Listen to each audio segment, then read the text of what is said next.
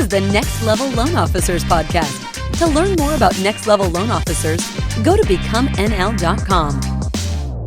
Hey, this is Frazier with Lead Pops and Next Level, and I'm proud to present this episode of the Next Level Loan Officers podcast. Lead Pops is the industry's only future-proof growth solution. You can check us out at leadpops.com. Hello, everybody, and welcome to the Next Level Loan Officers podcast. I'm your host today, Sean Zalmanoff, joined by a very special guest as we are into this season of giving. And I just wanted to take a moment and appreciate you all. If you didn't know, we've reached over 140,000 downloads on this podcast, the number one podcast for loan officers, by loan officers. And we thought we'd have a special treat and take a little bit of spin on something outside of the mortgage business, but something that personally for me, when I heard Blake talk, I knew it could have an amazing impact on my life, not only in the future, but here today. Yeah. So Blake Brewer, you have created a legacy letter challenge out of something that happened very personal in your life. And now you help other people in this amazing way. So, man, dude, just tell the world a little bit about yourself that doesn't know you in our world yet. Absolutely. Well, Sean, I'm excited to be here. Thanks for having me on. I know you have a great podcast and great audience, and so it's really an honor to be here. Yeah, I believe that the most powerful words spoken on the planet are spoken by a father and spoken by a mother. And so the answer is how do we get those words, those life-changing words into our children's life with all the noise that it's going on in the world? And so my dad did something for me that absolutely changed my life. When I was 19 years old, I got a call from my mom saying that we were going to Hawaii. I said, heck yeah, let's go. And so the first day that we were there, we were standing there on the beach, and my mom and my sister, they were just kind of laying there. And my dad said, man, we're in Hawaii. I'm not just going to lay on the beach. I'm going back out there. And so I remember running to catch up to my dad. And so, Sean, I don't know how you would describe your dad or how your audience would describe your dad, but I had a really good dad. And so I would describe him as my hero. And so even on that day, as I was standing next to my dad, I still felt like a little kid standing next to him, even though I was 19 years old. Now, part of that is he was actually a really big guy, and he had been drafted by the Atlanta Falcons to play tight end. He was better known as Terry Bradshaw's tight end at Louisiana Tech. And so they were best friends and roommates. And my dad was a very quiet, kind of more introverted guy, very humble. And so he hardly ever told anyone that he was Terry Bradshaw's tight end. But I told everybody that my dad played football at Terry Bradshaw. It was really my claim to fame. But as we put on our snorkel gear and we're heading out into the water, my dad looked at me with a big smile and said, I'm glad you're out here with me. It made me feel like $1 million. We go out into the water. I'm having the time of my life, nowhere else in the world that I'd rather be. And we get out and we ended up in an area that I now know is called Witch's Brew, which is known for its treacherous water. And it was treacherous that day. And I realized I didn't know where my dad was. And so I began to scan the water looking for him. And I eventually saw him. And I could tell that my dad was struggling. And he looked at me and he began to yell for help. And my dad had this big, deep, booming voice, and his yell for help was more like a whimper. And so I swam to my dad as quickly as I could to help him out. By the time I reached him, he was underneath the water and he was unconscious. And my mind was spinning, and I knew I had to get my dad to shore. So to the best of my ability, I put my arms around my dad and began to swim with him. Luckily, a nearby snorkeler saw what was happening and helped me get my dad to shore. The lifeguards showed up and they began to do CPR to my dad. And I really thought that at any moment that my dad was going to come back to, and that the water was going to kind of gurgle out of his mouth and his eyes were going to flicker open. But it never happened. And so my dad ended up drowning. And so it literally went from one of the best moments of my life to the worst in just a matter of minutes. And I was there on the beach just asking God, what the heck just happened? And how are we going to make it without my dad? How am I going to make it without my dad? So then it was a few hours later that we're back in the condo. I'm sitting on the edge of the bed in the back bedroom, and my mom appeared in the doorway. And she said, I found something in your dad's briefcase, something that I know he was going to give you on this trip.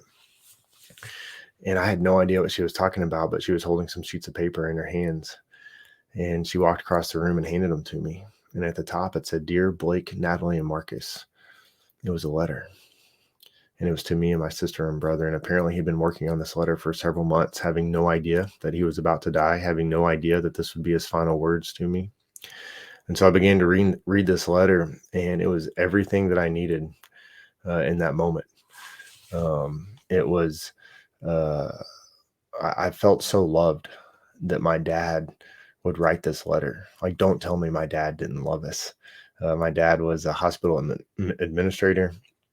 He ref football games on the side. He was involved in our church. Like, he was a very busy guy. Now that I'm a dad, I have a 6, 5, and 2-year-old, and I see how busy I am with life. And for my dad to in the midst of all of his busyness, took the time to write this letter. Like my dad loved us. My dad also shared some family values, and shared some wisdom. The last line of this letter, my dad wrote, and I believe only God could have allowed my dad to write this, but he wrote, as you're being faithful to the Bible, you're often going to find yourself in the minority here on earth. But I can assure you that in heaven, you'll be in the majority. Love your dear old dad. And I remember thinking, man, I'm going to see my dad again. I'm going to see that smile. And so it was my dad's letter that really helped me get through that time in my life. That next year, as I was grieving really hard, it gave me hope. Like, I'm going to make it through this. And so it's for the last 19 years, my dad's letter has continued to influence me and guide me. And as I started my career after I graduated from the University of Arkansas and got married and started having kids. And so I don't even know where my life would be right now if my dad hadn't written that letter. You know, Blake, you recently spoke here in St. Louis, and that's how we connected. And you're on this podcast and getting to share the message with more people. And so I was really fortunate. I don't know, it seemed like just a few minutes, but you probably spoke for an hour and a half at the event that I was at. And you walked us through the framing of the letter and the different stages, and really gave me a lot of insight. My kids are a similar age. I only have 2. My boys are 6 and 8. And there's just so many things that I want to say to them. And there's so many things that we do say on a regular basis, but I'm working on a letter right now for them. And these my boys are 6 and 8. These last few years, my wife's and I relationship has been strained at times, as many people who have 2 full-blooded ninjas, or just any kids at all, gets as well too. And I'm working on one for her to deliver this holiday season. So first of all, I want to thank you for that time that we spent together, because the format and the framework and everything that you gave was great. And we talked a lot about, like, when is the best time to do it. And, because you got yours at 19, and that really helped you, because maybe your dad intended to write more, maybe he didn't, but that's a question that, at least for the time being, you won't know the answer to for quite a while. And, like, because we had questions like, what about if I want to revise it? And it's like, it's great. Just write another letter. I think about the little notes that I put in my kids' backpacks a couple times a week of just, hey, dad loves you, or I'm proud of you for this. And just to be able to write this letter in the way that, that I want them to hear. And then, gosh, maybe it'll be a holiday tradition that I do it. Maybe it'll be, I'll write in many letters throughout the year. I don't know, but it's been really exciting to start the process of doing this. Yeah, absolutely, man. And that's so cool that your kids are going to have that letter. For me, as the last 19 years, as I've just told my story to people, man, what's the number one thing that people tell me? Man, I wish I had a letter from my dad. But then every once in a while I'd meet someone who would say, hey, I also have a letter from my dad. It's like we're in the club together. Like we're in the I got a letter from my dad club. And so when my kids were young, I realized, man, I got to write them a letter. I mean, if anyone knows the value of a letter from their dad, it's me. And I want my kids to be in the club.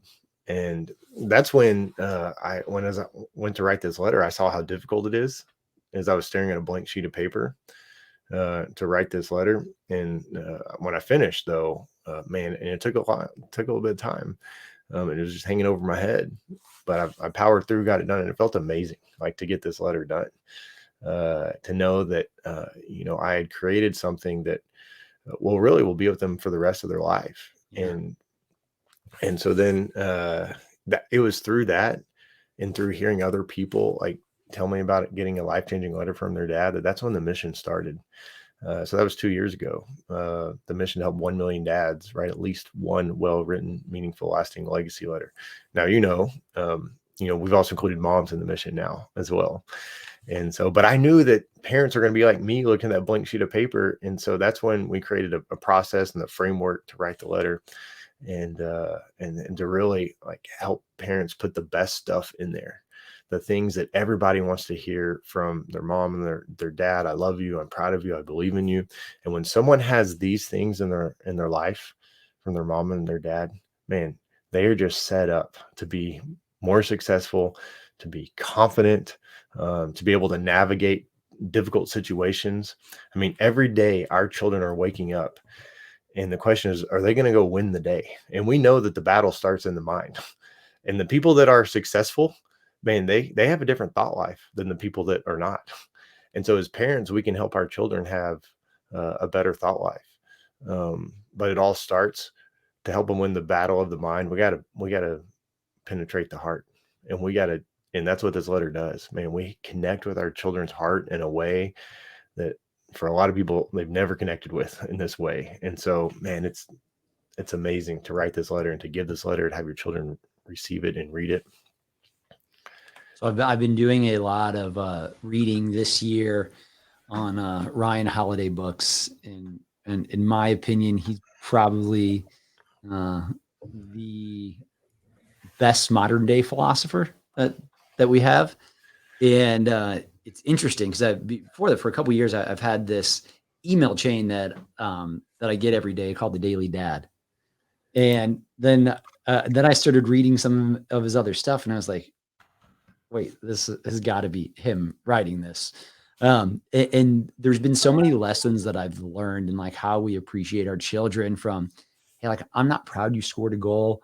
I'm proud about the practice that you put in to get to the position to score the goal. I'm not proud that you got an A on this test. I'm proud of the effort that you put in to prepare to get the A on the test. And so it's been very interesting. And I'm like, I don't know, things just happen in the world how they're supposed to happen. But like fate's all put me together to this point where like I've learned so much more about myself, really worked on being a lot better father this year. And now to have the opportunity to write this letter and give it to him as well too. It's really cool because it's going to be better than it would have just 6 months ago, or definitely a whole lot better than last year. And I'm so glad that there's something that I can give them that they'll be able to read, and I can read to them whenever their little heart desires. Yeah. And I think I shared with you that I gave it my letter to my daughter when she was 4. Yeah. And I decided to go ahead and read it to her. And, each night I'm normally reading her a princess book or something like that. And then that night I said, hey, Daddy's got something for you. And we're sitting on her bed. I began to read this letter, and I forgot to take into account how emotional I was going to be reading this letter. And man, I was just boo-hooing reading this letter. And she had never seen me cry before. So I was, wondering what in the world is she thinking? Well, I finished the letter and I look up at her and she looks at me and she says, Daddy, can you read me that princess book right now? And, I'm like, yeah, I can read you the princess book. But the next day she went up to my wife and she said, last night, Daddy read me a message can he read me that message again tonight? And so my daughter, she didn't understand all the concepts in that letter. She will in time, but she got the main one. She's got a daddy that loves her.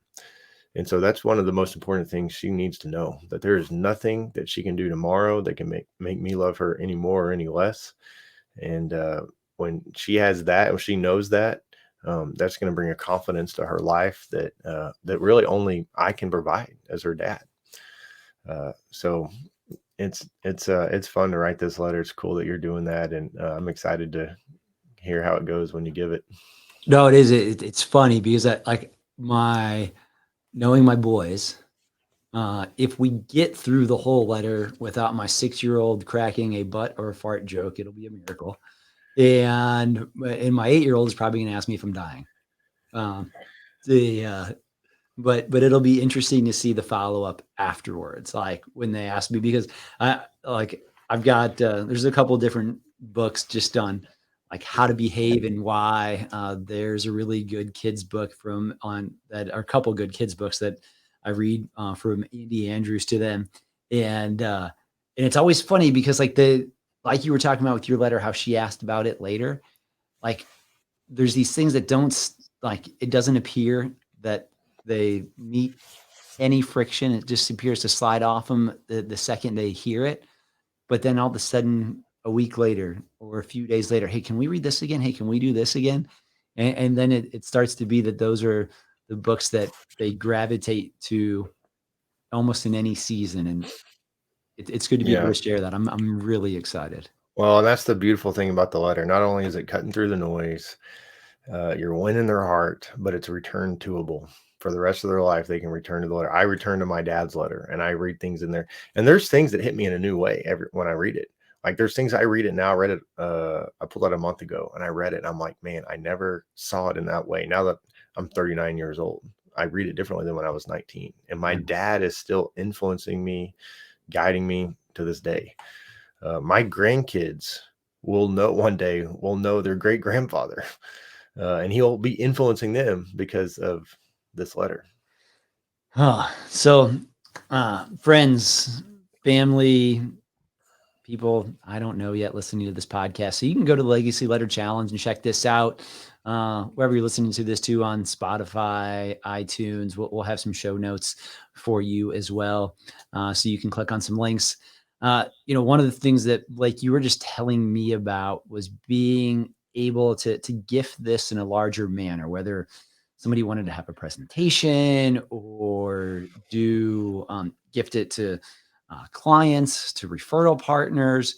And so we're going to have that link in there as well too, but just tell people a little bit about that, because I was like, wow, this would be amazing. I hadn't thought of that. So so we have the master class. Anyone can sign up right now and start going through it. And then we do have a free framework. So anyone, you'll have the link to that. Anyone listening, you can go download the free framework of everything that goes into this letter. But we have a lot of people that partner with us on this incredible mission, who provide our program either to their clients or, like you said, referral partners. And we build them a landing page and they send it to them. And I really believe it's one of the greatest gifts you could ever give someone, is to help them connect with and invest in their children in a way that they probably never have before. And so it's just a way to, to show people how much you care about them and their family. So it's a really great gift to give to people. It is awesome. Thanks for sharing. Thanks for this idea.